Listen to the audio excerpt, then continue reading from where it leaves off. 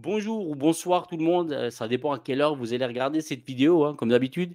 Alors je suis ravi de vous retrouver ce soir pour un nouvel entretien sur la caverne du ciné, un concept que vous aimez tout particulièrement. Et d'ailleurs, n'hésitez pas à aller voir tous les entretiens qui sont disponibles, depuis le début, hein. Alors aujourd'hui, vraiment, j'ai, l'immense plaisir, d'accueillir Laurent de la chaîne Vidéo Club. Salut Laurent. Eh bien, salut à tous. Merci de ton accueil et de cette émission, de cette entrevue ou interview, je ne sais pas on peut Entretien, dire ça. entretien, Entretien, voilà, voilà. l'entretien. Je préfère le mot qu'interview, tu vois? C'est vrai, mais entretien, tu vois, ça fait un peu entretien d'embauche. Alors ça, C'est vrai. C'est vrai, mais en fait, alors je vais te dire pourquoi entretien, ben, ouais, personne ne l'a jamais demandé, mais je vais te dire pourquoi entretien. Parce qu'en fait, c'est un entretien entre 2 passionnés de cinéma, tu vois? d'accord, ok. Alors que si c'est un alors que Oui. si j'appelais ça interview, ça ferait genre, tu vois, personnalité et tout, tu vois? Alors que là, vraiment, on discute entre nous, même si c'est toi qui seras mis Mhm. à l'honneur ce soir. Bah, écoute, oui, non, mais après, oui, je comprends bien. En tout cas, c'est très gentil de m'avoir invité. Voilà, donc j'espère que tout va bien se passer. Et puis, bah, voilà, je suis curieux de la suite de cette émission, effectivement. C'est ça. Bah, écoute, tout va bien se passer. Généralement, je mange personne, il y a pas de stress, après, il y a pas de langue de bois ici, hein. J'espère que tu es prêt à répondre à toutes mes questions. Ah, je suis prêt à répondre à toutes les questions, ça, il n'y a pas de problème là-dessus. Je n'ai pas de langue de bois non plus, a fortiori. Parfait, c'est Voilà. parfait. Mais Ah. il faut savoir que enfin, dans ma jeunesse, je suis quelqu'un quand même d'assez, ou dans la vie du quotidien, je suis quand même assez timide, en fait, en réalité. Ça paraît pas comme ça, mais voilà, je le suis un peu. Comme dirait Pierre Richard, je suis timide, mais je me soigne. C'est ça, Richard que j'aime beaucoup. C'est Ah très bah, bien. que j'adore Alors, aussi. dis-moi, on va commencer, est-ce que tu peux te présenter en quelques mots, Laurent? Bah, donc Laurent, effectivement, donc j'ai 47 ans. Et puis ben, dans mon métier, donc au quotidien, normalement, je suis donc dans la vente en multimédia. Donc ça depuis toujours, en fait, j'ai toujours travaillé là-dedans. Donc ce qui fait que je suis aussi très intéressé par la high-tech, d'où ma salle de cinéma dédiée, entre guillemets, chez moi. Donc voilà, j'ai mis du temps à le faire, mais voilà, je suis très, très satisfait de pouvoir avoir la chance d'en avoir une et de pouvoir en profiter. Donc voilà, j'ai toujours bossé là-dedans. Et puis de fil en aiguille, bah, le cinéma, c'est un peu la côté aussi de tout ça, en fait. Et ma passion, bah, elle date depuis l'enfance, en fait, hein, depuis l'âge de mes 11 ans. Bah, voilà, j'ai commencé je suis sorti de collège, paf, j'allais dans les vidéoclubs. Et puis voilà, c'est comme ça que ma passion a commencé. Et bah, voilà, j'ai commencé à collectionner aussi depuis cet âge-là. Donc tout ce qui concerne autour du cinéma, c'est petit à petit, la passion du cinéma est montée progressivement. Ah ouais, du coup, ça a commencé tôt, quoi. Ah, ça a commencé tôt, oui. Chez moi, ça a commencé tôt. Donc voilà, et enfin, après, il y en a d'autres, ça commence même encore plus tôt, hein, j'ai envie de dire. Ouais, Mais bien moi, ça, sûr. oui, ça a commencé, on va dire, vers l'âge de 11 ans avec mon premier magnétoscope. C'est comme ça que ça a véritablement commencé, en fait. Ouais, j'avais un ami, bah, c'était l'époque des Rambo, des Stallone, des Schwarzy, etc. Et donc, ah ben, alors on s'amusait déjà en tant qu'enfant, on s'amusait à jouer à la guerre et tout. On avait Mmh, des faux bazookas en bois et tout. C'était marrant. Et du mmh. coup, voilà, donc la passion du cinéma est venue comme ça, progressivement, en fait. Et puis après, ben voilà, en allant dans les vidéoclubs, ben, on voyait les belles jaquettes, on avait envie d'y aller, on avait envie de voir. Et puis ben, petit à petit, ben, moi, je sortais du collège, j'allais aider le mec du vidéoclub, de mon vidéoclub. Et puis je repartais avec ma petite VHS le soir. Voilà, j'étais content. Donc, ben voilà, c'est comme ça que tout a débuté. Alors, puis petit à petit, voilà, j'ai commencé à collectionner véritablement les films et puis à m'intéresser à toutes sortes de choses au niveau du cinéma, effectivement. Il y a des mots que j'aime bien entendre là, hein, magnétoscope, VHS, jaquette, vidéoclub. J'ai l'impression que plus on vieillit, plus justement la nostalgie parle et on aime revenir un peu vers le passé. Et voilà, et tout ça, c'est quelque chose de fantastique, toutes ces époques-là, en fait, qu'on a vécues. On a eu la chance de vivre ces époques-là, quand même, qui étaient quand même assez florissantes. Déjà au niveau des films, hein, les périodes 80, 90. Voilà, alors après, on va dire, bah forcément, c'est nos périodes. Donc, voilà, c'est ces périodes-là qu'on va évoquer le premier, mais c'est intéressant, je trouve. Voilà, il y a tellement de choses qui se sont passées à ces époques-là que, bah, voilà. Et dis-moi Laurent, c'est quoi ton premier souvenir en fait avec le monde du cinéma? Eh ben, mon premier souvenir véritable, en fait, bon, premier souvenir véritable de cinéma, c'était avec mes parents. On était en vacances dans une maison de vacances. Et là, en fait, il y avait des occupations le soir. En fait, ils faisaient des animations, des choses comme ça. Et donc, j'ai commencé à regarder mon premier film véritable. En fait, c'était La Chèvre, tout simplement, que j'ai vu donc dans un truc d'animation comme ça. En J'ai plus, vu en La plus, c'est un Chèvre bon et Y film, a-t-il un quoi. pilote dans la vie? Ah Ouais. bah oui, voilà, donc ça, et ce film-là m'est resté.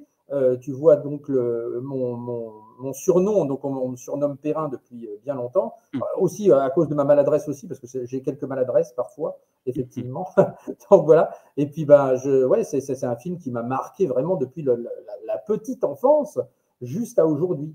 Donc La Chèvre, Y a-t-il un pilote dans l'avion? Ça, ces deux films-là, je les ai vus en même temps. J'ai commencé comme ça. Mon premier film, bah, c'était un dessin animé, c'était Rox et Rookie, qui est là, hop, là, ici, Ouais, ouais. hop, Mmh. voilà. Donc voilà, Rox et Rookie, ouais, ça c'est mon premier dessin animé, et mon premier film véritable, c'était en 86 avec Top Gun. Voilà. Top Gun, Donc, d'accord. Top Gun. J'étais allé avec ma cousine, elle m'avait emmené, et voilà, là, ça a commencé comme ça. Vraiment, mon premier souvenir de cinéma, paf, Top Gun. Et ensuite, ben, j'avais la chance. Alors, là, j'habite du côté de Nancy, hein, moi, je suis un Nancéen.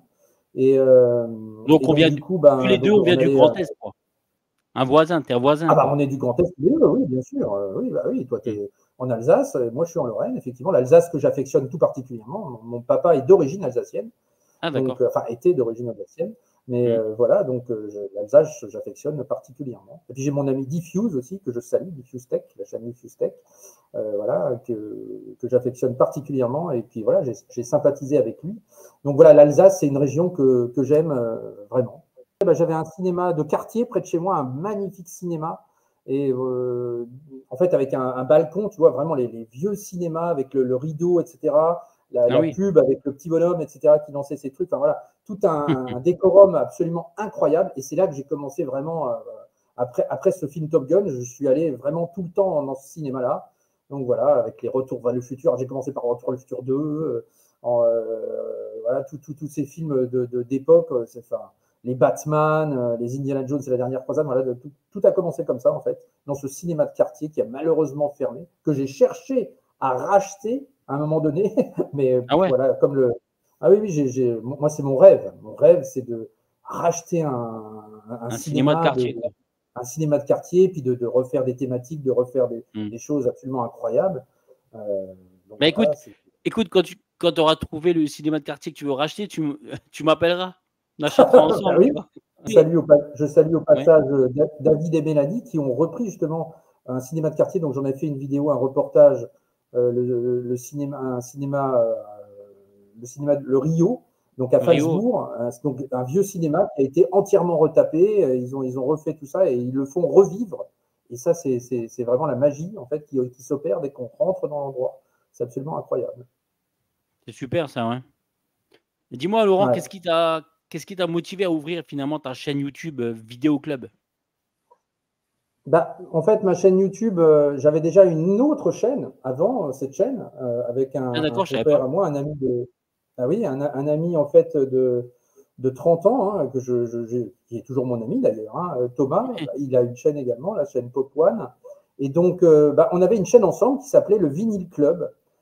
Et donc voilà, on parlait. Alors, au début, en fait, ça a commencé parce que c'est vrai qu'à un moment donné, donc ça a commencé, on était en 2000, combien, 2000, 2019, 2018, je ne sais plus. Et donc on a commencé cette chaîne et donc à un moment donné, on ne regardait plus la télévision, on regardait beaucoup YouTube. Ce qui est bien dans YouTube, bon, c'est vrai il y a à boire et à manger, on peut vraiment, Il y a voilà, de tout, il hein. y a aussi de la merde, il faut bien le dire, mais il y a aussi des choses intéressantes et c'est vrai qu'on peut piocher comme ça, vraiment vers des contenus qui nous intéressent. Et bah voilà, donc on s'est posé la question à un moment donné, mais on s'est dit, mais ça fait 28 ans, 30 ans qu'on se connaît, pourquoi ne ferions-nous pas une chaîne ensemble? Donc du coup, on s'est dit, bah voilà, on a dit sur le vinyle, parce qu'on commençait à cette époque-là une collection de vinyles, et il n'y avait pas beaucoup de chaînes sur le vinyle à l'époque. Donc on se disait, bah, pourquoi pas faire ça? Et puis bah, on s'est lancé avec le Vinyl Club. Donc, voilà, on a commencé à faire ça. Et puis, bah, ça a duré 3 ans, 4 ans. Et puis, bah, Ouais, à un quand moment même. donné, bah, ouais, ouais, ouais, et mon copain en a eu marre. Bon, il y a eu différentes choses. Il y avait des trucs qu'il n'avait plus le temps. Enfin bon, plusieurs choses. Mais moi, j'avais envie de continuer. J'avais envie de continuer. Je voulais toujours, en fait, moi, depuis le début, en fait, je voulais faire une chaîne cinéma. Je voulais toujours faire ça, en fait. Et bah, du coup, bah, je me suis lancé. Hein. Je me suis lancé très peu de temps après l'arrêt de la chaîne. Enfin, l'arrêt de la chaîne, elle est en stand-by, on va dire. Peut-être on reviendra de temps en temps comme ça. Mais voilà, donc, puis je me suis lancé. Et, voilà, grâce aussi à ma compagne qui m'a donné l'envie et la force. C'est vrai que j'ai de la chance de pouvoir tout partager avec elle. Donc ça, c'est quand même sympa. Elle a la même passion que moi. Donc, du coup, voilà, elle m'a dit, mais vas-y, lance-toi, n'hésite pas. Et du coup, voilà, je me suis lancé comme ça. Et donc, ça fait un peu plus d'un an hein, que je me suis lancé sur ma chaîne.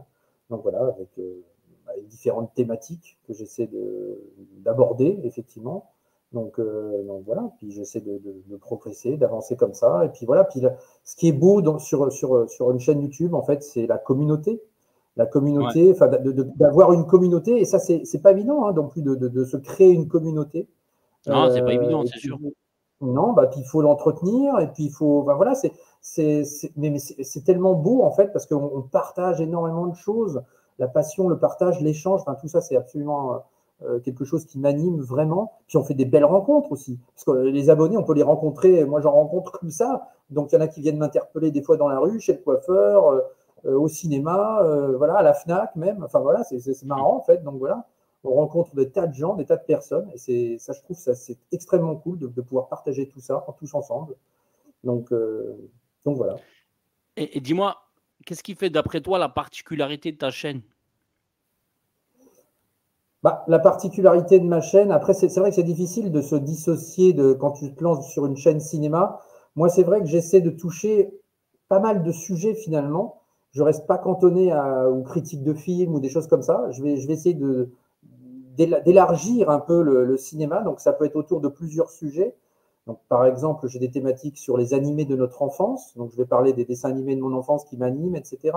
Je vais faire de l'actualité cinéma aussi, donc des actus ciné.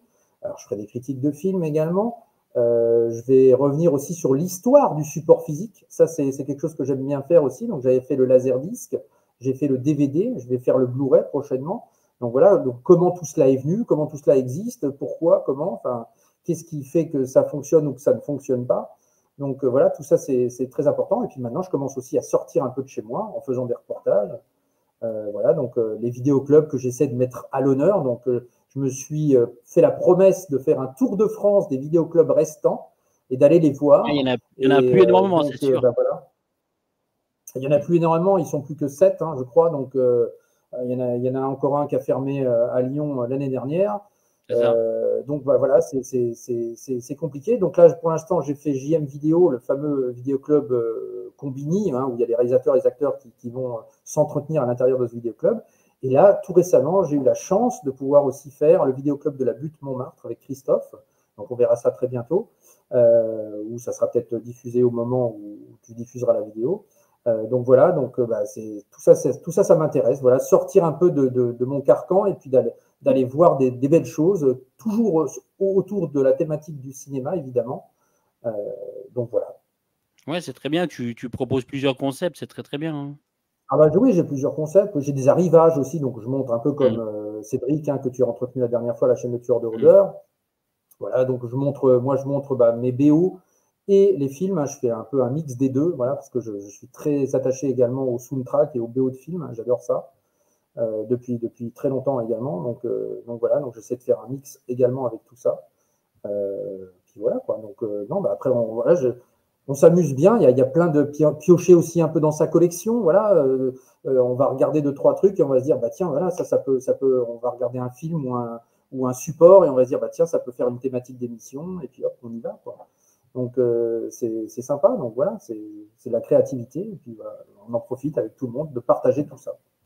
Ce qui est bien, c'est quand on t'entend, on sent la flamme qu'il y a en toi, tu vois? Tu es Oui, très ah bah, tu motivé, c'est tu sûr. es vraiment à fond, quoi.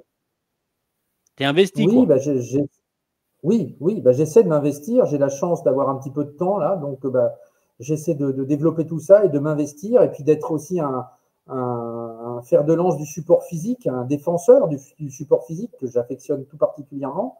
puisque Mmh. je collectionne depuis très longtemps. Donc, ça aussi, hein, depuis l'âge de mes 11 ans, 10 ans, je collectionne.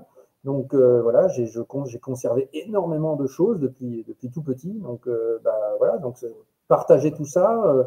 Et puis voilà, je vais dire ça sans prétention, mais parfois je me sens comme un gardien en fait, un gardien du support.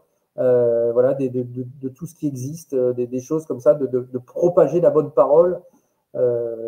Voilà, sur le support physique, je trouve que c'est important, voilà, de ne pas perdre, de ne pas oublier tous ces objets, toutes ces choses qui font que de continuer à de faire vivre le cinéma, bien sûr, et pas que au niveau du streaming, mais aussi au niveau du support physique qui a son importance, évidemment. Tu raison, tu raison.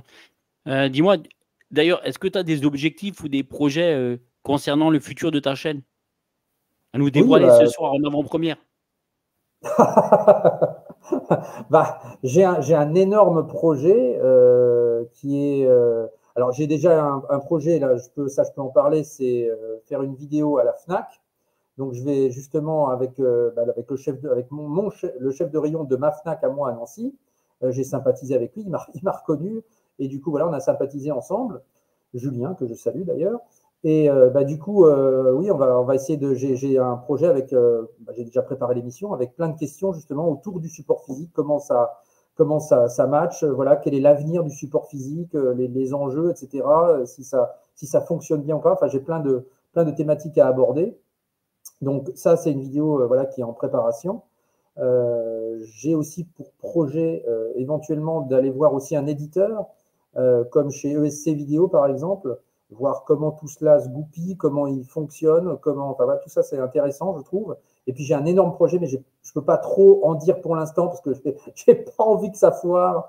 Et voilà, mais c'est un gros C'est quoi? projet sur C'est quoi? un. Tu me le diras en off, c'est bon. Je te le dirai en off, je te le dirai Voilà, c'est en ça. off, effectivement. Voilà, ça Hein. c'est quelque chose, j'y croyais pas moi-même, et puis bah voilà, ça va se produire. Donc le tournage, ça sera en avril, donc bah voilà, on va découvrir, on verra ça. J'espère que tout va bien se passer, mais en tout cas voilà, c'est quelque chose d'assez conséquent. Ah Donc, bah, super, enfin pour moi en tout cas, voilà. Donc j'espère que ça plaira à tout le monde, mais voilà. super. Bah, dis-moi, comme on en parlait, en fait, tu as également tourné des vidéos dans des vidéoclubs, hein. D'ailleurs, ta vidéo en immersion chez JM Vidéo, elle a dépassé les 100 000 vues, c'est énorme. Oui, Parle-nous oui, oui. justement un peu de ton amour pour, les vidéoclubs de notre enfance. D'ailleurs, qui est le nom de ta chaîne. C'est le Tu nom as de ma dédié chaîne, le nom de ta effectivement. chaîne pour, Ben oui, c'est le nom de ma chaîne. Mais j'ai toujours voulu travailler dans un vidéoclub. J'ai réussi à travailler, mais peu de temps parce que c'était au moment de ma majorité où quand j'ai commencé à bosser, bah, c'était un peu la fin des vidéoclubs malheureusement. Donc ce qui fait que j'ai bossé peu de temps. Et mon ami de 30 ans avec qui j'ai fait la chaîne du vidéoclub, lui avait un vidéoclub, l'un des plus grands, enfin le plus grand vidéoclub de Nancy, qui s'appelait Nancy Vidéo, un vidéoclub énorme. Il a une vidéo témoignage sur sa chaîne, d'ailleurs, on le voit à travers, naviguer encore à travers le vidéoclub de l'époque. Et c'est comme ça que je l'ai rencontré. D'ailleurs, c'est dans ce vidéoclub que je l'ai rencontré. Donc voilà. Et bah, oui, moi, c'est depuis le collège, en fait. Voilà, comme je disais, j'allais dans les vidéoclubs, je traînais, je sortais du collège, paf, j'allais dans le vidéoclub. Et voilà, j'aidais à ranger les cassettes, j'aidais à remettre les étiquettes, etc. Ben voilà, tous ces trucs-là, c'est absolument incroyable. Et quand je vais à nouveau dans ces vidéoclubs, mais la nostalgie me prend, en fait, et je me dis, c'est mmh, incroyable que des endroits comme ça existent encore aujourd'hui. Et voilà, mmh, ça, si je pouvais même en faire un à Nancy, j'en ferais un tout de suite, quoi, de mmh, vidéoclub. ouais, C'est tellement génial. L'ambiance qu'il y a dans un vidéoclub, les jaquettes, le conseil, l'échange qu'on peut avoir entre les clients, par exemple, la clientèle. C'est vrai que et les découvertes qu'on faisait, quoi. et les découvertes qu'on On savait faisait, pas sur quoi on effectivement. tombait Et des à fois, hein. bah ouais, on tombait sur des trucs absolument incroyables. Toute cette époque VHS avec des jaquettes fabuleuses, là, sur les films d'horreur notamment, voilà, ça nous intriguait. On avait envie de découvrir tout cela. Euh, comme les cassettes René Château, enfin voilà, tous ces trucs-là, enfin, c'était absolument incroyable de pouvoir naviguer dans un vidéoclub et de se laisser aller comme ça. Sur une jaquette, voilà, même si le film était pourri finalement, Ouais, voilà, souvent. on avait une Ah oui, jaquette, c'est souvent. Ouais, on voyait une jaquette, et ah puis hop, on se disait, allez, ça doit être sympa, on y va. Et bah voilà, ça c'est vraiment le plaisir. Et moi, je repartais donc avec ma petite VHS, comme je disais tout à l'heure. C'était cool. Puis voilà, j'ai commencé. Au début, je piratais les cassettes. Il y avait, tu sais, il y avait la petite languette sur les cassettes. Ah oui, je me rappelle, ouais. Et donc, voilà, donc il fallait que je mette un petit bout de scotch pour pouvoir copier le truc. Enfin, voilà, c'était le procédé Macrovision. Ça Mmh. s'appelait comme ça à l'époque. Mmh. Et donc voilà, donc ça a commencé comme ça. Puis après, j'ai commencé aussi à acheter mes cassettes et évidemment mes VHS. Voilà, donc j'achète le support, j'ai acheté les laserdiscs derrière, etc. Enfin voilà. Mais le laserdisc, par exemple, c'est venu aussi à cause de ma passion, parce que le laserdisc, c'est vrai, c'est une grosse passion pour moi, le laserdisc. Ça, c'est un support de niche que peu de gens, il y a des gens qui ne se souviennent même plus du laserdisc. Mais c'est vrai que C'est vrai. j'aime en parler. J'ai plusieurs vidéos sur la chaîne sur le sujet. Et c'est vrai que bah, le laserdisc, en fait, ça a apporté déjà un petit surplus au niveau de l'image par rapport à la VHS, mais Ouais, bien aussi sûr. au niveau du son. Et comme moi, je bossais dans le matos et tout ça, bah, j'ai commencé à faire ma petite salle cinéma dans mon garage, chez mes parents. Tout mon salaire passait là-dedans. J'avais un ampli Yamaha, j'avais mes enceintes, etc. J'avais peint le mur de ma cave en blanc. On m'avait prêté un vidéoprojecteur, un truc Mmh. énorme à l'époque, c'était des gros bestiaux. Et donc voilà, puis ça a commencé comme ça en fait. Donc voilà, je regardais mes VHS, les laserdiscs. Alors les laserdiscs au niveau du son, c'est pour ça que j'en viens au son Dolby Pro Logic par exemple. Voilà. Donc voilà, et Pro Logic 1, Pro Logic 2, enfin voilà, tous ces trucs-là voilà, qui étaient super intéressants pour le support. Donc bah voilà, tout ça, ça a commencé comme ça au niveau par le vidéoclub, parce qu'il y avait aussi des vidéoclubs qui louaient des laserdiscs aussi, donc ça c'était cool. Et voilà. Quelle belle époque qui nous manque. Ah bah ça, oui, ça c'est une époque qui nous Ah ouais. manque très cruellement, effectivement. Dis-moi, c'est une question en fait que je pose souvent, à tous mes amis youtubeurs. Ne penses-tu pas en fait que l'on juge d'abord un youtubeur sur sa personnalité avant de juger le contenu? Euh, la personnalité, oui, enfin, je sais pas. C'est mitigé là. Ma réponse sera mitigée parce que tu peux avoir un youtubeur que tu vas pas forcément avoir d'accroche avec lui, puis en même temps, bah, son contenu peut être intéressant. Donc ça peut être aussi comme ça. Et en même temps, alors par contre, quand on débute sur YouTube, c'est vrai qu'il faut essayer de fidéliser ses abonnés et voilà, donc d'avoir une personnalité, mais en même temps d'être naturel aussi, c'est important, parce que si tu n'es plus naturel, ça ne veut plus rien dire non plus. Donc moi, c'est vrai que quand je parle ou quand on me voit dans mes vidéos, je suis un peu comme dans la vie finalement. Hein, voilà, je suis très enthousiaste par rapport au cinéma, par rapport à ma passion, forcément. Mais je veux dire, voilà, Ouais. quand je rencontre des abonnés, ça va être pareil. En fait, c'est la passion qui parle. Et voilà, donc c'est ça qui est difficile. Mais pour en revenir à ta question, effectivement, je pense que quand toi, en tant que spectateur, tu peux être aussi intéressé par un contenu, pas forcément par celui qui le présente, mais par un contenu. Après, effectivement, c'est mieux si la personnalité va avec, évidemment. Bien sûr. Voilà. Dis-moi Laurent, est-ce que tu es présent un peu sur d'autres réseaux sociaux mis à part, YouTube? J'ai un Instagram où je poste régulièrement des choses aussi. Donc, des fois, je poste ma collection. Bon, je fais aussi un peu de promo pour la chaîne, forcément. Forcément, hein. Voilà, mais je poste aussi des choses aussi, voilà, rapport à la collection ou quand je suis à tel ou tel endroit, rapport au cinéma, voilà, je fais des petits posts réguliers. Là, j'étais en vacances en Bretagne, donc j'ai fait des petits posts. Je suis allé voir un disquaire où j'ai trouvé des BO absolument incroyables. Donc voilà, j'ai fait un petit post rapport à ça, par exemple. Enfin voilà, j'essaie de faire ça. J'ai un Facebook aussi, mais c'est vrai que je l'entretiens Un peu moins? pas beaucoup. Là, il faudrait que je m'y mette un peu plus.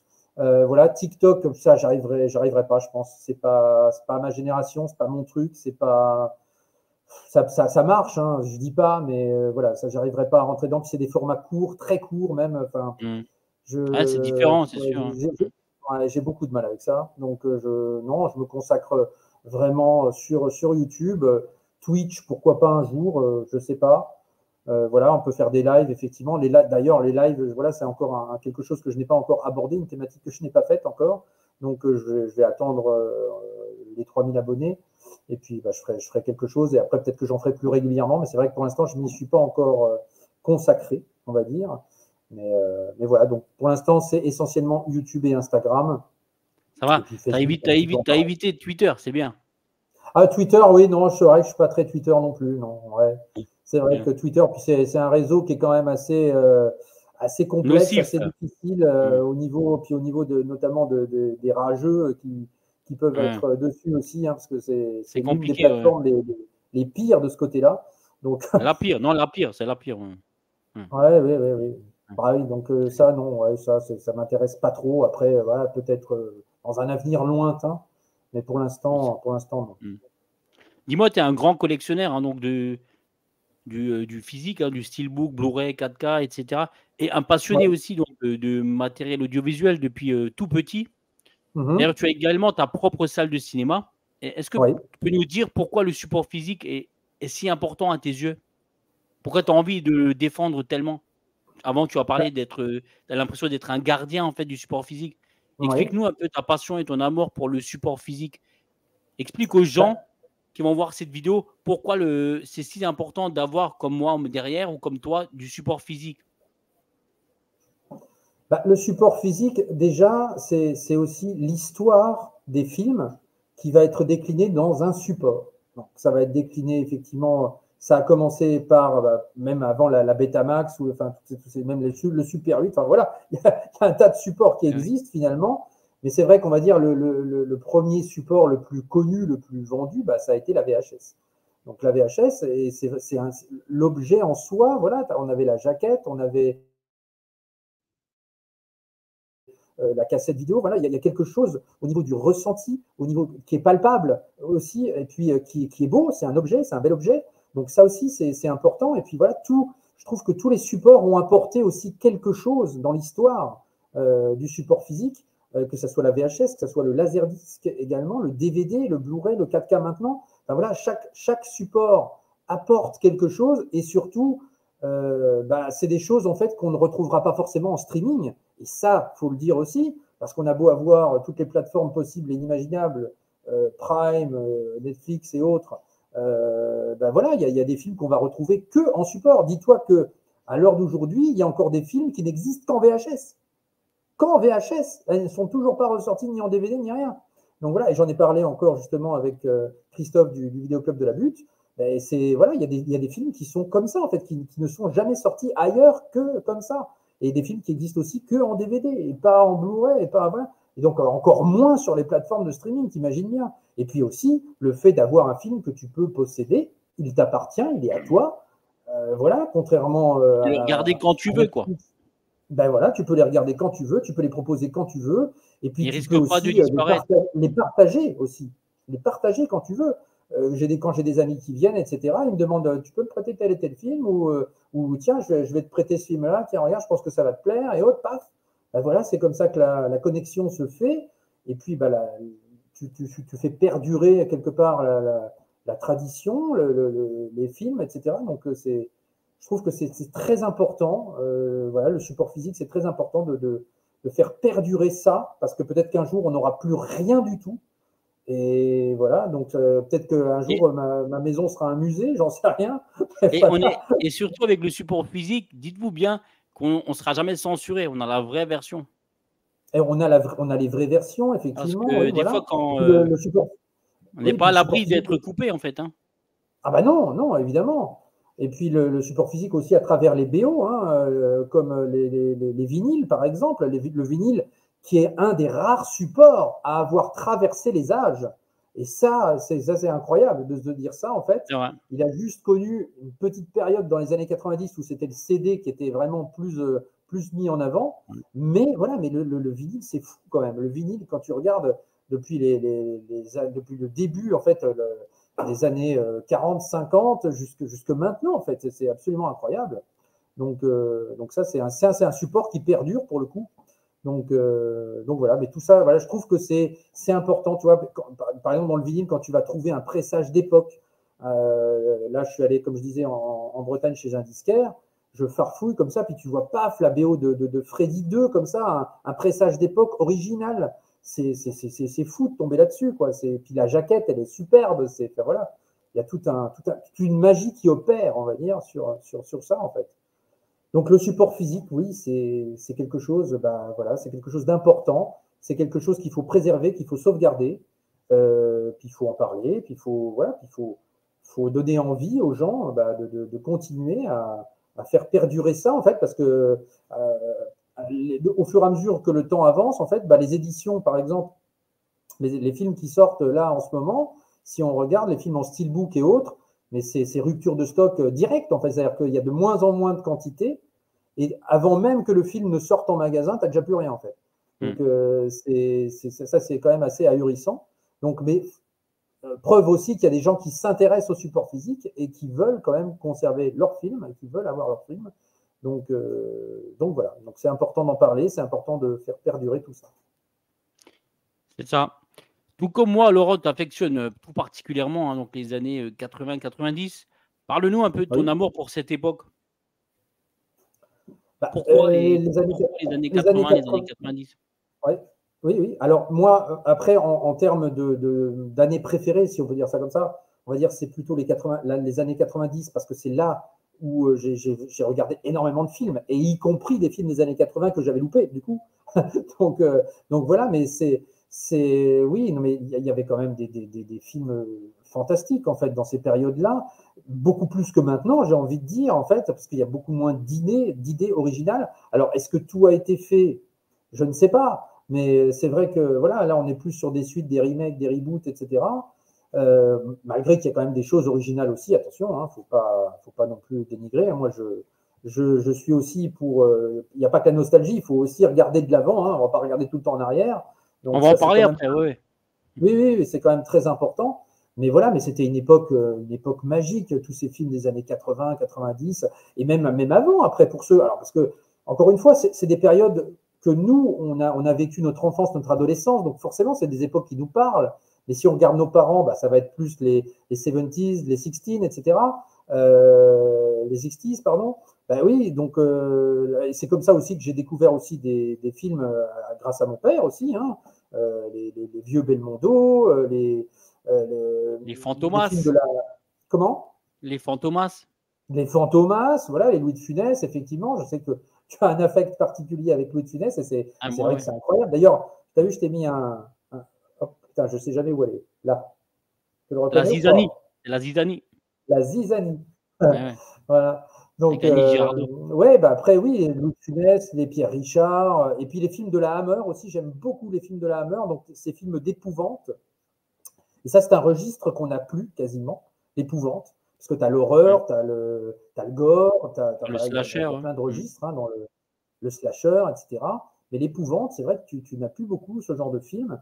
Et moi, voilà, c'est avec mon père que j'ai découvert tous ces films-là, les films de la Hammer, les films anglais, Terence Fisher, les films avec Christopher Lee quand il jouait Dracula, etc. Enfin, le Masque du démon de Mario Bava, enfin, tous ces films-là absolument incroyables, qui sont d'une beauté graphique vraiment magnifique, dont Tim Burton s'est un peu inspiré d'ailleurs pour beaucoup, ces films.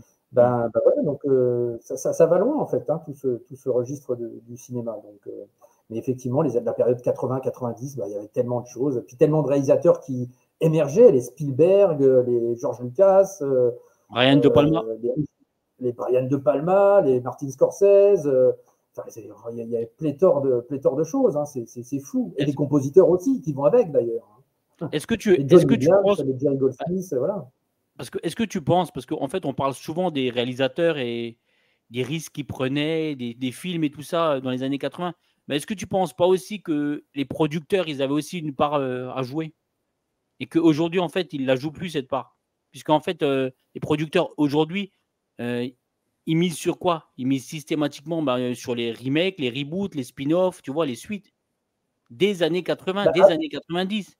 Et ils ne prennent plus tellement de risques comme à l'époque, quoi, les Jerry Bruckheimer, tu vois, les Joel Silver, tout ça. Mais oui, mais parce qu'il y a tellement d'enjeux financiers maintenant. Voilà, donc les enjeux financiers ont pris vraiment le dessus. Les films, avec des budgets astronomiques, voilà, donc il y a des risques des fois qui sont tellement hauts que les majors ne veulent plus se mouiller s'ils ne sont pas sûrs de leur coût. Et puis parfois, à force, ils se plantent, comme les derniers Marvel qui sont absolument dégueulasses. Et puis voilà, forcément, les gens n'adhèrent plus, les gens en ont aussi un peu marre, j'ai envie de dire, de voir toujours les mêmes choses. Il est temps quand même. Oui, il est temps de changer un peu tout ça. Donc, ben voilà. Alors après, ça ne nous empêche pas d'avoir des films créatifs, hein, comme par exemple Pauvre créature, qui était un film de Lanthimos, hein, le réalisateur grec, qui était vraiment, j'ai trouvé absolument incroyable en ce début d'année, là, par exemple. D'ailleurs, elle a Je mérité, regardais de pas avoir. elle a mérité de gagner, hein, Emma Stone, son Oscar. Emma Stone a mérité de gagner. D'ailleurs, j'ai regretté de ne pas en avoir fait une critique, ce film-là. J'aurais bien voulu en parler un peu plus. Bon, je l'ai regardé, on va dire, un peu plus tard. Du coup, la critique était un peu passée. Donc, mais voilà, mais c'est un film que j'ai vraiment apprécié, avec une vraie créativité pour le coup. Donc voilà, donc il y a encore des films comme ça créatifs, mais bon, plus beaucoup, c'est sûr, plus beaucoup. C'est beaucoup de gros trucs. Voilà. Alors après, tu peux avoir aussi des gros films avec aussi une patte à propre au réalisateur, comme Dune, par exemple. Voilà, Denis Villeneuve, par exemple, je trouve que voilà, c'est un réalisateur, moi, c'est le réalisateur pour moi, enfin, depuis ses débuts, hein, qui fait partie un peu de la nouvelle vague, entre guillemets, que j'adore, parce que je trouve que voilà, il met un soin tout particulier au niveau de son image, au niveau de les sons dans ses films sont extrêmement précis. C'est un travail d'orfèvre là-dessus. Il est très méticuleux sur tout ça. Et je trouve que c'est absolument, visuellement, c'est absolument incroyable. Et puis, bah, voilà, il a une bonne direction pour les acteurs également. Donc, ces films sont magnifiques, que ce soit un film intimiste comme Prisoners ou que ce soit un gros blockbuster comme Dune ou Blade Runner 2049, par exemple. Ben voilà, peu importe, ou Sicario, encore un film un peu plus intimiste, mais voilà, mais tout est vraiment travaillé, je trouve, c'est absolument incroyable. D'ailleurs, merci de faire cette magnifique transition, Laurent, puisque je viens de sortir une vidéo il n'y a pas longtemps sur un top 5 de Denis Villeneuve, parce qu'avec Christopher Nolan, c'est un de mes réalisateurs Ah oui, c'est vrai, préférés depuis les 10 dernières années. Je viens de sortir une vidéo, donc n'hésitez pas à aller la checker, hein, parce que un top 5 de Denis Villeneuve, et j'en parle un petit peu plus sur tous ces films que tu viens de citer, et franchement, il le mérite, vraiment. Eh ben, faut que j'aille la checker, justement, parce que écoute, ça m'intéresse. c'est un top 5 de Denis Villeneuve, voilà. Dis-moi, quel est ton point de vue, justement, sur le cinéma d'aujourd'hui, Laurent? Quel regard tu jettes sur mon point de vue, le justement, cinéma d'aujourd'hui, que ce soit américain, que ce soit le cinéma d'auteur, blockbuster, français, ce que tu veux? Ben, le cinéma d'aujourd'hui, effectivement, comme on le disait, c'est vrai qu'on est plus axé sur des suites, des reboots ou des remakes. La preuve encore avec The Crow, par exemple, là, qui va bientôt sortir en juin 2024, je crois. C'est ça. Donc voilà, il n'y a plus trop d'originalité. Alors après, on peut se retrouver sur des réalisateurs, justement, comme Denis Villeneuve, comme David Fincher, voilà, ou Scorsese. On sait que voilà, ces films-là vont forcément nous interpeller, même si c'est un blockbuster ou si c'est une histoire vraie. Il y a beaucoup aussi d'histoires vraies adaptées également, hein. Et ça peut être aussi intéressant, d'ailleurs, comme Oppenheimer, par exemple, de Nolan, qui est absolument magistral. Enfin, moi, je suis resté bouche bée devant ce film, c'est fantastique. Donc voilà, donc on peut être interpellé plus par le réalisateur que par l'originalité. Des films comme Pauvre créature, très original comme ça, il n'y en a pas beaucoup. C'est vrai qu'il n'y en a pas beaucoup. Donc ça, c'est quand même un peu dommage.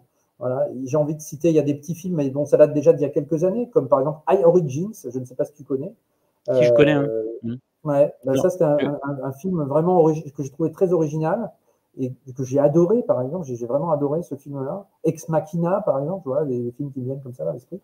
Voilà, des choses un peu avec de l'originalité, mais qui sont très bonnes. Je pense de toute manière qu'il faut un petit peu s'éloigner des fois aussi des blockbusters, parce qu'en fait, le cinéma ne se résume pas qu'à ça, quoi. Ah ben non, le cinéma ne se résume pas qu'à ça, effectivement. Et puis tous les blockbusters ne sont pas bons non plus. Donc, pas du tout. donc voilà. Donc j'ai envie de dire, j'aimerais bien que tous les blockbusters soient réalisés par Denis Villeneuve. Moi. C'est ce que j'aimerais. Ouais. Mais voilà, tous ne sont pas bons, malheureusement. Et surtout en ce moment, avec les Marvel, comme on disait, hein, c'est pas folichon. Donc voilà, il y a des univers encore que j'affectionne, comme les Spider-Man, par exemple, ou Batman. Voilà, je trouve que le dernier Batman de Matt Reeves, je trouve qu'il a fait quelque chose d'assez bon, d'assez fort. D'ailleurs, ça, c'est marrant. Assez différent aussi, assez différent et assez osé pour l'époque. Assez différent, assez original. Et je trouve que Batman, c'est peut-être l'un des super-héros, finalement, qui, à travers le temps et à travers ses réalisateurs, a toujours eu quelque chose de bon. Que ce soit Tim Burton, que ce soit les Nolan, et maintenant Matt Reeves. On va enlever les 2 de Schumacher, mais On va enlever les 2 de Schumacher, effectivement, ils voilà, n'existent pas, voilà. qui était un peu plus fantasque. Mais voilà, mais bon, ça se regarde avec Kitschess maintenant, mais bon. Oui, voilà. mais voilà, mais c'est vrai que Batman, ouais, c'est un personnage qui C'est finalement, vrai qu'il à a toujours travers le été temps, bien traité hein, par rapport aux il a autres. Ouais. toujours été bien traité. Je mettrais peut-être Spider-Man aussi, même si voilà, les dernières, bon, le dernier épisode en date qui était avec les 3 Spider-Man réunis, ça c'est vrai que c'était un kiff, un vrai plaisir. Mais après, mon Spider-Man préféré, moi, c'est vraiment les Sam Raimi. Ouais, C'est moi ceux que je aussi, préfère. je pense comme beaucoup de monde. Ouais. Voilà, comme beaucoup de monde. Effectivement, voilà. Après, ceux d'après étaient pas mal aussi. Hein. Et puis, bah, avec Tom Holland, bon, c'était, ouais, c'est un petit peu moyen. Après, voilà, c'est pas mal, mais c'est pas non plus extraordinaire. Quoi. Donc, oui, voilà. Et, Après, voilà, et est-ce que tu suis un petit peu le cinéma français ou pas du tout? Alors, je suis aussi un peu le cinéma français. J'avoue, pas autant que je devrais, pour être honnête, pas autant que je devrais. D'ailleurs, on m'en fait des fois le reproche quand je fais mes tops et tout ça. Par contre, ce que j'aime bien en France, c'est les comédies, parce que je trouve qu'on est très bon dans les comédies, tout simplement. Ouais. Enfin, on est moins bon qu'à l'époque des De Funès et des Pierre Richard, mais Oui, c'est voilà, il y sûr. a quand même des acteurs qu'on a plaisir à suivre. Donc, non, il y a encore des choses. Là, j'ai été voir Cocorico, par exemple. J'ai trouvé ça vraiment marrant avec Bourdon et Clavier. C'était vraiment marrant. Voilà, Franck Dubosc, voilà, que j'affectionne particulièrement. Voilà. On Et a bon, également la après, bande à Fifi. Je sais pas si tu aimes la bande à Fifi, moi j'aime bien. oui, Donc, oui, c'est vrai que là, oui, bah, c'est vrai que c'est des films qui sont absolument marrants, les babysitters, tout ça, non, c'est bien fait, voilà. Donc on a de bonnes comédies. Après, effectivement, on a aussi de bons acteurs. Il y a des acteurs français que j'affectionne, comme Daniel Auteuil, par exemple, Jean Rochefort que j'adorais aussi à l'époque. Enfin voilà, mais bon. Jean Dujardin, voilà, il me dérange pas non plus. Il y a certains films que j'aime bien aussi de lui. et, Voilà, mais après, et, c'est vrai que j'ai pas un suivi, comment dire, aussi fort que sur les autres films à l'étranger, effectivement, c'est vrai. et récemment, j'ai Et envie ça, de mettre en avant. c'est Récemment, j'ai quand même envie de mettre en avant le fait qu'on a sorti quand même un film de genre, donc peut-être que tu l'as pas vu, Le Règne animal. Alors, le règne animal, je ne l'ai pas vu. C'est pour ça que je t'en ai Ouais. pas parlé, effectivement. Ah, Tu vois, c'est une lacune. Je ne l'ai pas vu, ah non, mais non, faut que je on le peut pas. voie. Laurent, on peut pas tout voir. Il y a pas de lacune. Tu vois, on n'est pas ici pour juger. Non, Généralement. non, mais c'est vrai. Non, Là, mais j'ai des c'est vrai lacunes que dans le film. on met souvent en fait en avant en France les comédies. Alors souvent, les gens qui Mmh. n'aiment pas les comédies françaises vont critiquer le cinéma français. Ils vont te dire c'est de la merde. Enfin bref, tu vois, ils vont cataloguer dans ça. Alors que des fois, en fait, on peut quand même sortir des films de genre français qui valent le coup, comme donc Le Règne animal que je te conseille, ou bien même le film d'horreur récemment qui est Oui. sorti en décembre, Vermine. Ah, Vermine, oui, bien sûr, oui. Oui, Donc, Vermine, ça, bah oui, non, on mais sait ça, bah faire oui, des il y a des films en films. France quand même. Hein. Oui, bien sûr, bien sûr. Puis il y a des réalisateurs français qui marchent à l'étranger, comme Alexandre Aja, notamment, Mmh. qui fait aussi de très très bons films. Donc ça aussi, c'est un réalisateur que je suis beaucoup, qui se débrouille bien aussi à l'étranger. Voilà. Puis Ouais. on avait Luc Besson aussi avant, qui faisait aussi des trucs sympas aussi. Bon, voilà, il y a des réalisateurs en France qui sont quand même. Puis Talentueux. il y avait pléthore, oui, il y avait pléthore de bons réalisateurs, Georges Lautner, enfin, Félix de Ouais, on avait Broca, enfin, voilà, Francis Weber, La Chèvre. Francis Weber, La Chèvre, évidemment, bah Eh oui, ça c'est ouais. absolument incroyable, tous ces réalisateurs-là. Voilà, mais sur le cinéma d'aujourd'hui, effectivement, sur les cinémas, on va dire un peu plus dramatiques peut-être, j'en vois certains, mais c'est vrai que j'ai effectivement des petits manquements parfois. Je sais pas, j'ai des fois, il y a des films qui sont des fois un peu longués ou en fait, quand je vais au cinéma, j'ai envie de, comment dire, j'ai envie de vivre une aventure, de vivre une Je comprends, sensation, pas de voir quelque chose du quotidien, en fait. Tu vois, je comprends, et hein. ça, les films français d'aujourd'hui, voilà, c'est un peu le reproche qu'on peut faire, c'est qu'on est voilà, dans des trucs, dans des dramas, dans des trucs comme ça. Il y a un peu de longueur, il y a, voilà, Ah, un il y a peu de peut-être ridicule. également peut-être trop de films social quoi, qui tu sais qui Ouais, voilà, Anatomie d'une chute, par exemple, qui était quand même assez bon, mais il y avait quand même des longueurs. Et, enfin, mmh. voilà. il y a des trucs bien, mais voilà, j'ai envie de voir quelque chose voilà, qui m'émerveille, Je comprends, hein. voilà. Donc, voilà. Dis-moi, je comprends. Dis-moi, Laurent, avec quelle personnalité du 7e art, alors disparue hein, ou vivante, aimerais-tu partager un moment autour d'un verre? Alors, autour d'un verre, eh ben, j'ai envie de dire, eh ben, j'aimerais bien Pierre Richard, tout Mmh. simplement, voilà, parce que je trouve que, je Bien trouve que ça sûr. serait, voilà, puis il a l'air tellement simple, tellement disponible, enfin voilà, je pense que ça serait marrant d'avoir une conversation avec Pierre Richard. Mmh. Voilà, Keanu Reeves aussi, je trouve qu'il est très cool, ce type-là. Dans les Ouais, interviews, tout ça, j'ai déjà vu, il est vraiment très simple aussi. Donc ça peut être sympa aussi. Et puis voilà. Puis, par exemple, Hans Zimmer en Hans compositeur, Zimmer, donc hein. ça peut être Mmh. bien. Et Eva Green, ouais, Eva Green, c'est vrai que j'affectionne aussi beaucoup Evergreen. l'actrice. Mmh. Euh, et oui, ça peut être sympa aussi, voilà. Et Laurent, quel est ton Ça genre fait, de ça fait film un beau favori? casting. Ah, un beau casting, ouais. Comment? Quel est ton genre de film favori? Mon genre de film favori, je dirais plutôt la science-fiction. La SF? Mmh. Ouais, je pense que c'est mon genre de film favori. Si j'en ai un à mettre en avant, ça serait peut-être celui-ci, effectivement, avec des sagas comme Alien, comme des films comme Total Recall, Blade Runner, enfin voilà, tout ce genre, le genre science-fiction, vraiment dans toutes ces dimensions, bah, ça me botte, effectivement, ça me plaît, ça m'interpelle, Interstellar, même dans un autre registre. Enfin, voilà. Tout ça, j'ai des films d'anticipation, etc. Là, dernièrement, The Creator aussi, qui était très bon. Voilà, donc tous ces films-là m'intéressent bien, effectivement. Premier contact de Villeneuve. Premier Contact de Denis Villeneuve, Voilà. excellent film de Denis Ouais, Villeneuve, ouais. Premier Contact.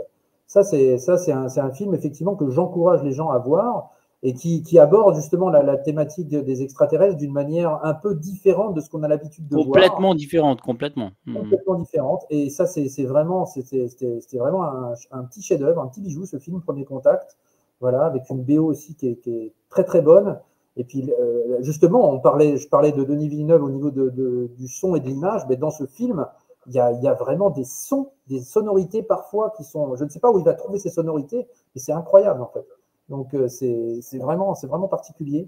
Et Premier Contact, évidemment, oui, ça fait partie des excellents films de SF. Et quel est le film qui t'a le plus marqué ou ému?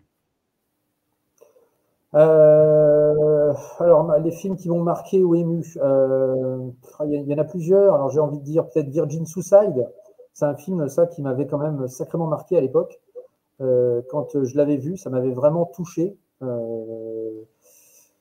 Ouais, qu'est-ce qui m'a touché? Alors après, il y a tous les films avec les animaux aussi. Ça c'est des films aussi qui me. Ça, Ouais. à coup sûr, je vais pleurer.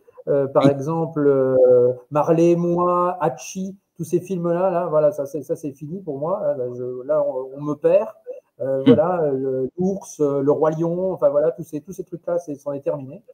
Voilà, mais après, effectivement, il y a des films, bon, la liste de Schindler, Le pianiste, par exemple, les Évadés, Interstellar, même dans un autre registre qui était très touchant Ouais. aussi. Voilà, Million Dollar Baby aussi, ça aussi, c'était quand même un choc aussi, ça. Ça, je crois que je l'ai vu qu'une seule fois. Ça m'a tellement marqué ce film-là, j'ai même plus envie de le voir en fait. Tellement j'étais voilà.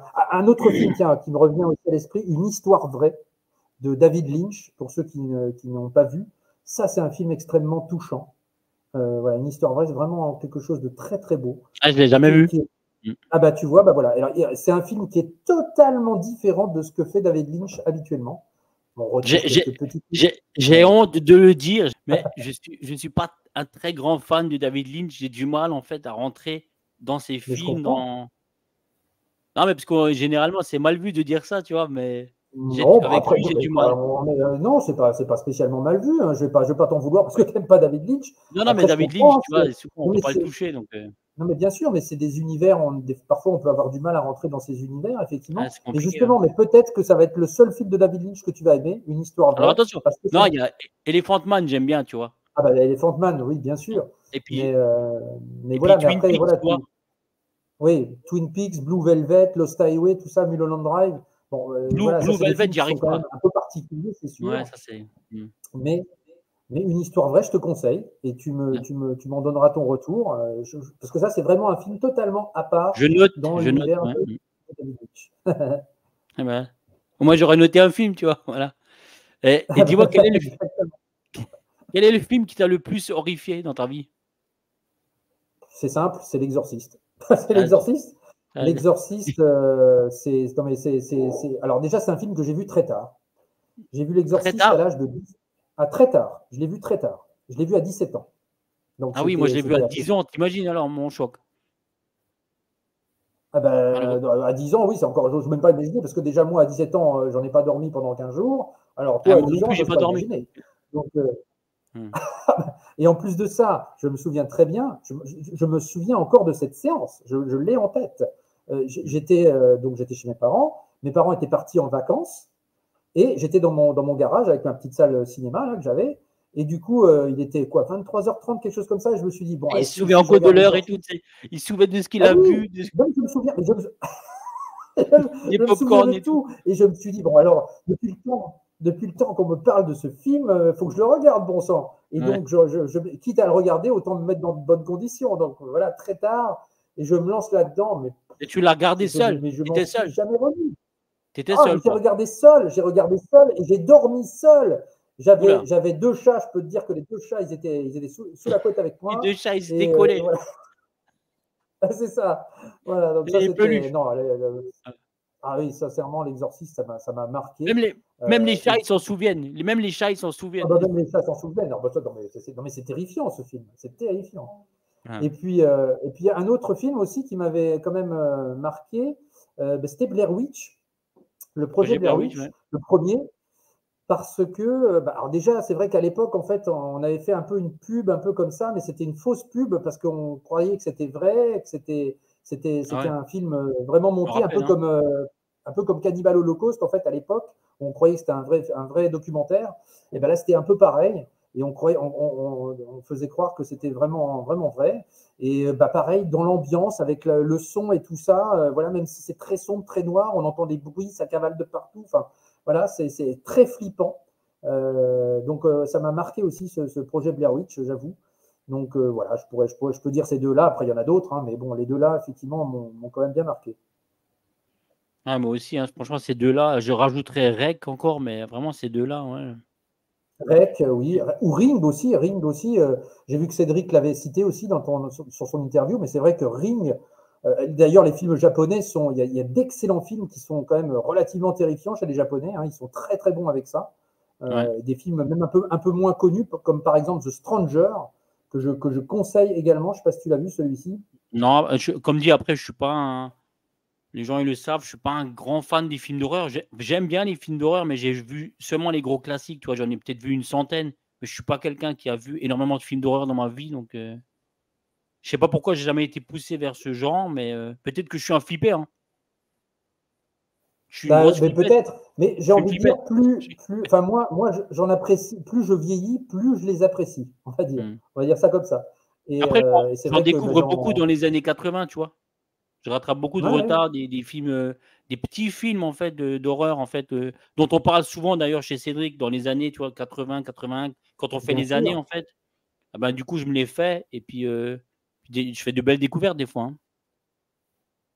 Bah, oui, non, il y a des bons films dans les années 80. Je pense à L'Emprise, par exemple, qui était quand même assez choquant. Poltergeist, enfin voilà, Ouais, tout ce genre de films qui sont vraiment, mmh. vraiment intéressants. Donc, ça, il y avait du choix dans ces années 80. Les Evil Dead, évidemment. Voilà, ça, Il y avait c'est surtout beaucoup cultissime. d'originalité, tu vois, avec peu de moyens, c'est ça que j'aime bien. Ouais, bien sûr, bien sûr. Ou Beaucoup de Massacre à la tronçonneuse, d'imagination. encore. Mmh. Ouais, ouais, Ouais, bon ça forcément. Mmh. ouais. Et dis-moi Laurent, s'il devait n'en rester qu'un ou une, hein, on va commencer avec un acteur. Il devait rester qu'un seul acteur. Ah, c'est compliqué, c'est très compliqué. Ouais, S'il c'est devait rester compliqué, mais qu'un il faut seul faire un choix acteur, là, tu vois? Là, il faut faire un choix. bon là là là, j'ai envie de dire Al Pacino. Al J'ai envie Pacino? de dire Al Non. Pacino parce que bah, pour son charisme, la diversité de ses films, de ses personnages, de ses interprétations, c'est un acteur qui est très prenant, je sais pas comment on peut dire, comment on peut le Ouais, je définir. comprends. Ouais. Voilà, il prend vraiment l'espace. Voilà, on est sidéré quand on le voit, que ça soit dans Scarface, dans l'Impasse, dans La Société du Diable, dans Un après-midi de chien, enfin, c'est tellement dans Serpico. Enfin voilà, je trouve qu'il est voilà, même un peu plus que De Niro, j'ai envie de dire, pour dire. Ouais, je pense qu'il est Voilà. au-dessus un petit peu. Ouais. Ouais. Moi Mais aussi. Ouais. après, c'est une question de choix, hein, mais De goût, bien j'aime sûr. Hein. beaucoup De Niro. Oui, voilà, j'aime beaucoup de Niro aussi, hein, pas de problème Mm. là-dessus. Enfin voilà, si je dois peut-être en retenir un, allez, je dirais Al Pacino, effectivement. D'accord. Après, il y a Et plein d'acteurs qui sont il y en a marquants, plein, bien hein, sûr. Christian. Et il faut faire un choix. Là, il faut faire un choix. Alors voilà, parce que c'est Voilà. vrai qu'on me reproche toujours de faire des multiples choix, moi. Donc, Voilà, là, il faut là, Laurent, on tranche. Là, il faut trancher. Tu vois. Donc, une bon, actrice, allez, je tranche Al sur Al Pacino. Pacino. Et une Allez, actrice, Laurent. une actrice, c'est compliqué. J'ai envie de dire, Eva Green parce que je l'aime, j'adore. Voilà, mais peut-être que je vais dire Jessica Lange, peut-être. Je trouve que c'est une actrice aussi dont on ne parle pas assez, Non, pas assez qui du est quand tout. même Hein. Mm. ouais, qui est quand même très très bonne, que j'adore aussi. Ou Sigourney Weaver aussi, peut-être. C'est vrai que c'est Ouais. des actrices qui sont très bonnes dans tous leurs rôles. Voilà, c'est compliqué. C'est compliqué. Je vais rester sur, ouais, peut-être sur Jessica Lange ou Sigourney Weaver. Voilà. D'accord. Et un réalisateur. Un réalisateur. Alors, le réalisateur, là, en ce moment, ça sera Denis Villeneuve, obligatoirement. Là, Ah si oui, je reste c'est sur un réalisateur, là, en ce moment même, bah oui, ça serait Denis gros, Villeneuve. gros Après, fan de Denis si je Villeneuve, quoi. vais plus dans la période, bah oui. Et si je vais dans la période 80-90, ça peut être Spielberg comme Tim Burton, par exemple. Mm. Deux réalisateurs que j'adore aussi, forcément. Mais Et aujourd'hui, à l'heure d'aujourd'hui, ouais, c'est Denis Villeneuve. bah, on va rester sur Villeneuve alors. Hein. Ça change un peu, tu vois. Personne ne me le Ouais, cite jamais, alors oui, bien ça sûr. change. Et un Non, non, film, Laurent. Alors, un film, bah, peut-être l'un de mes enfin, ouais, j'ai deux préférés. Alors, à chaque fois, Ah, je t'as le change droit. l'ordre. Allez, t'as le droit de tricher ce soir. Allez, deux. Deux, allez, deux, bah, ça sera le On va dire Dracula de Coppola, un bis, toi. un bis. Le Dracula de Coppola, voilà, qui est un de mes films fétiches, effectivement. Et puis Fight Club de David Fincher, que j'ai adoré. Voilà, un souvenir de cinéma de ce film. Bah, oui, quand je suis. Alors, j'avais rien vu. J'aime bien aussi, quand même, des fois aller au cinéma, surtout sur des scénarios originaux comme ça, de ne pas me spoiler, de ne rien savoir, de ne rien voir. Et hop, j'y vais comme ça. Et paf, là, le choc de ce film. Je me souviens encore, j'ai encore la séance en tête. Voilà, ça c'est des films voilà, qui me resteront gravés à vie. Donc voilà, Fight Club, c'est incroyable pour moi. Mais à l'époque, on avait cette chance aussi. Il faut le dire qu'on était moins spoilé que maintenant, quoi. Bah exactement, oui. Largement Donc, moins. Donc, oui, oui, oui, oui, on oui. découvrait vraiment les films des fois au cinéma même, quoi. Tu vois, on savait rien de l'histoire. Des fois, on n'a même pas Oui, vu la il n'y avait pas bande-annonce, les on n'avait réseaux rien entendu. sociaux. Ouais, Ouais, c'est ça. Hein. C'était quand bah même une oui, époque de dingue en termes de surprise, quoi.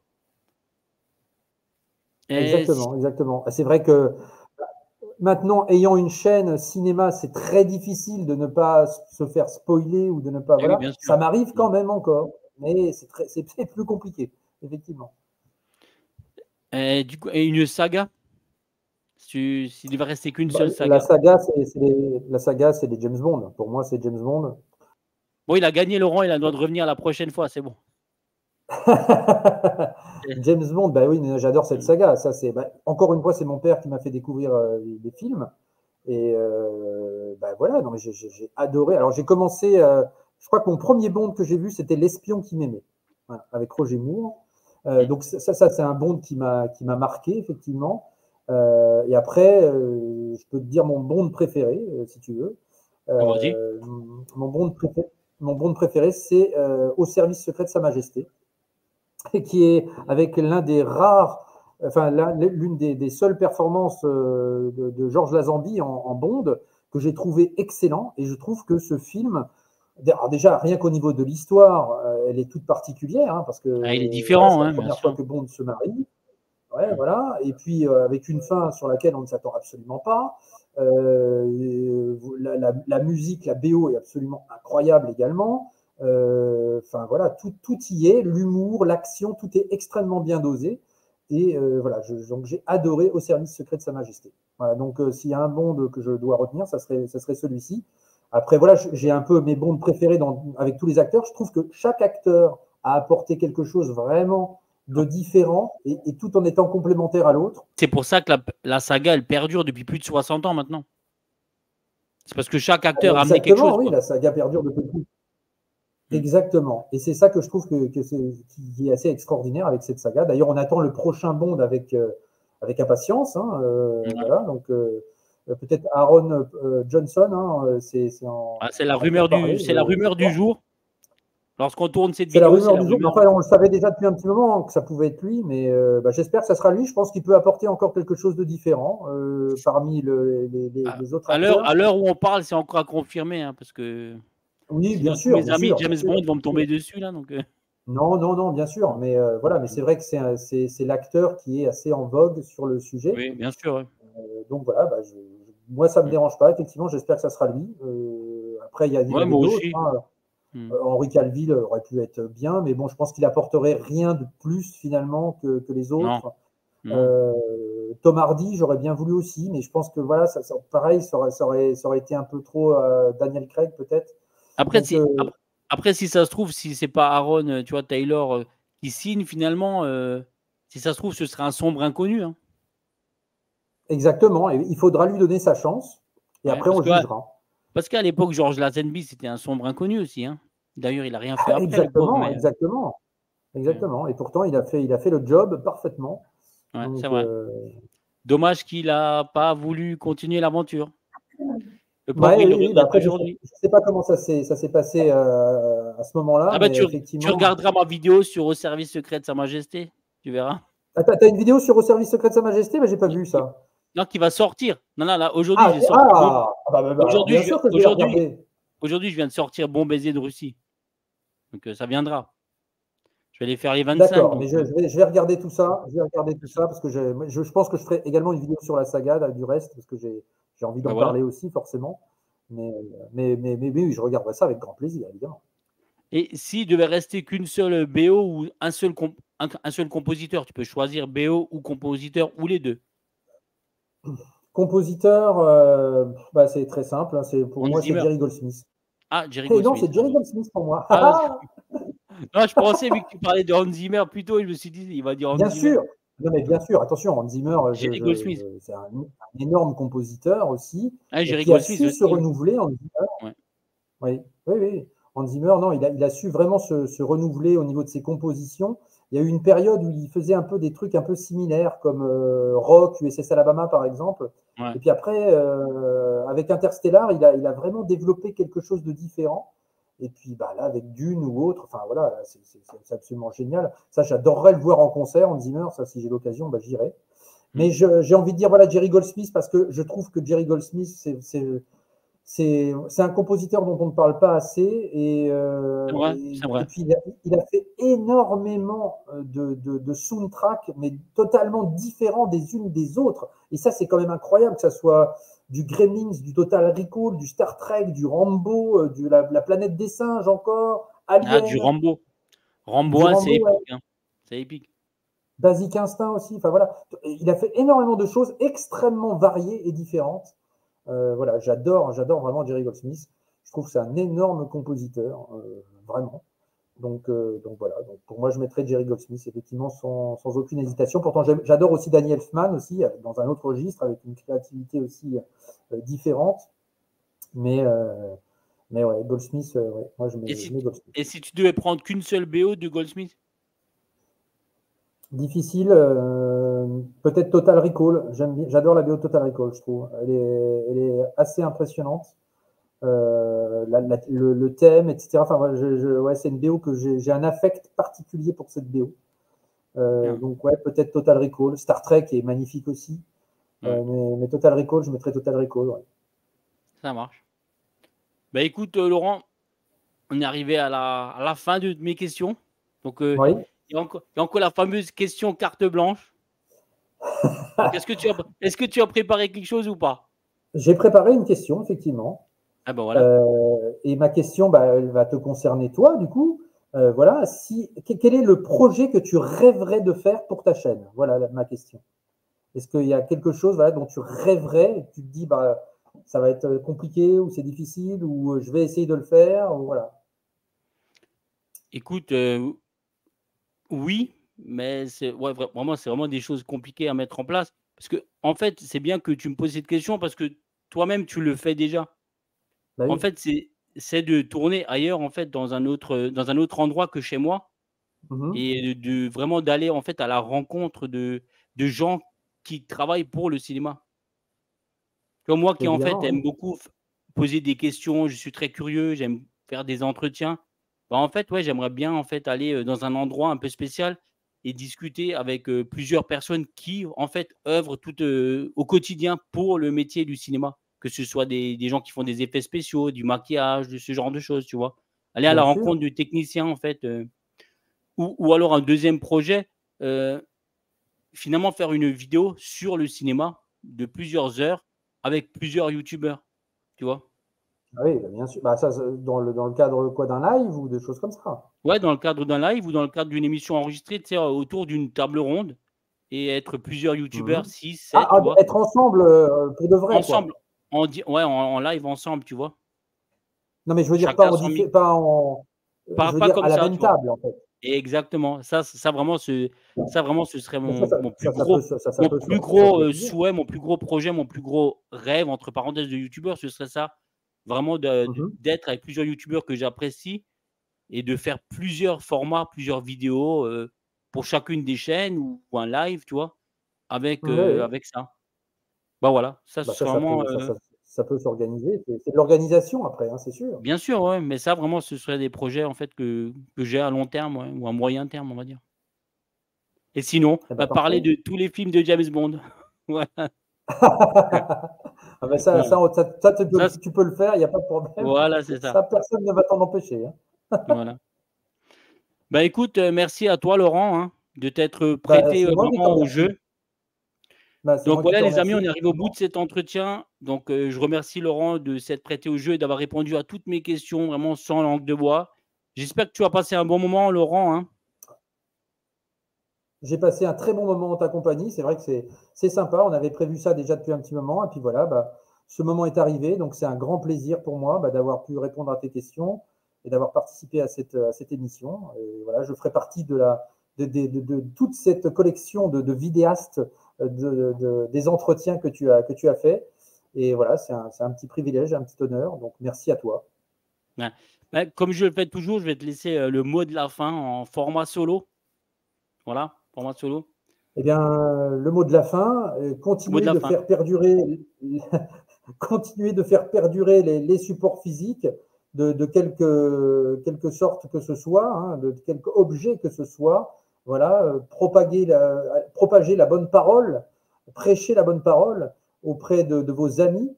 Et puis voilà, puis bah, continuer d'aller au cinéma parce on regarde les supports physiques chez nous, dans nos salles dédiées ou sur notre téléviseur, mais pensez toujours à aller au cinéma. Moi, ça ne m'empêche pas d'aller au cinéma, hein. J'y vais au moins 1 ou 2 fois par semaine. Je continue à aller au cinéma, malgré tout. Donc, bah voilà, vive le cinéma. Voilà, on va terminer ça comme ça. C'est ça, exactement. On va finir comme ça. Vive le cinéma et comme le dit Laurent, pensez au support physique, c'est vraiment très, très important les amis et surtout aller au cinéma parce que c'est important aussi de faire vivre, les cinémas de nos jours, hein. C'est déjà que les vidéoclubs, on n'a plus arrivé à les faire vivre donc autant, faire Exactement. perdurer, Puis les gens qui ont allez des voir salles les de cinéma. vidéoclubs qui restent, allez les voir, hein, ceux qui restent en France, n'hésitez pas à aller Ouais, la il y en a plus voir, hein. beaucoup, hein.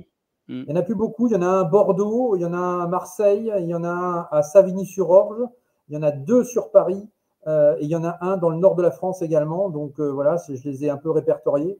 Donc Ouais, celui-là à Lyon, n'hésitez malheureusement, il pas. a fermé. Oui. Donc voilà, Ouais, donc ouais. n'hésitez pas à aller les voir, à aller les encourager. Ça, c'est très important d'avoir encore ce genre de lieu, ce genre d'endroit. C'est quand même magnifique. Et en plus de ça, ce sont des passionnés qui travaillent à l'intérieur. Donc ça, c'est quand même C'est ça, du bonheur. c'est ça. Bon, on va terminer avec ça. Voilà. Merci à Voilà. toi Laurent. Nous, on se retrouve, très vite les amis, hein, pour une nouvelle vidéo sur la caverne du ciné. Alors portez-vous bien. Bye, à bientôt. À Ciao. bientôt. Ciao.